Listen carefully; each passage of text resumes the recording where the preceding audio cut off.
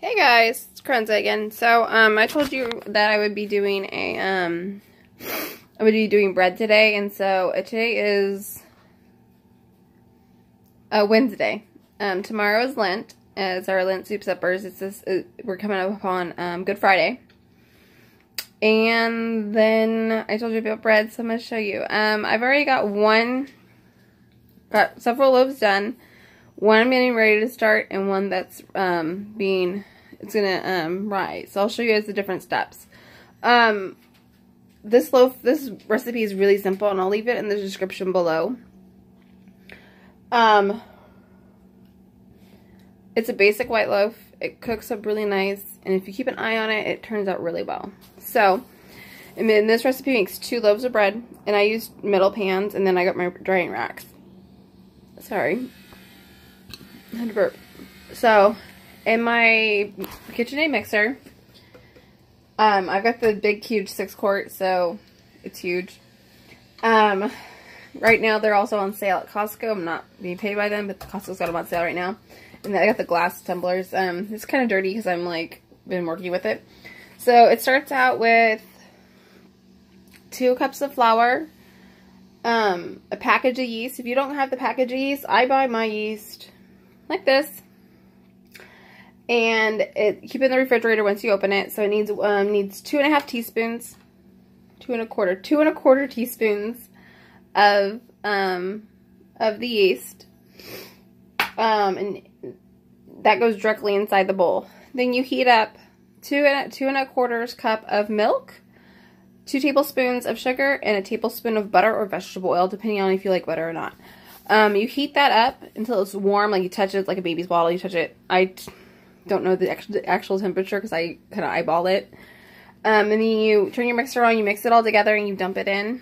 Slowly dump it in and make it until it looks like a lumpy oatmeal, like a soupy lumpy oatmeal. And then you add in a 1/2 cup of flour until it turns into a ball.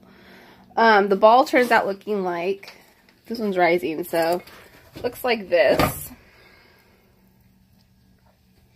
That is in the process of rising right now, so, and I cover it with a really sturdy, thick dish towel. And then you knead it, and it might be sticky, so just keep on kneading until it's soft and smooth. Then you put it in a bowl. That's a really good bowl. That's my Pioneer Woman bowl. You coat it with oil, let it rise for 45 minutes to an hour, depending on until it doubles. Then you punch it down, and you roll it, and then you divide it into 2 and knead it until it's smooth again, and let that rest for 10 minutes. Then you put them in the pans, and then you put it in a warm spot. You grease the pans and put the bread in there. Then you throw it in the next to your stove where it's warm to rise. Once it's rise, you put it in the oven at 350 for 45 minutes. You can put egg on top of it or butter or whatever. I don't do any of that, and this is what it comes out looking like. A loaf of bread. Not very thick, but turns out really well. The loaves I'm making, I'm using one of my husband's favorite seasonings, which is Susie Q. You can get this in Santa Maria or order it online through Costco. I'm putting that on all my loaves because it's going to be fed to other people, and that's it.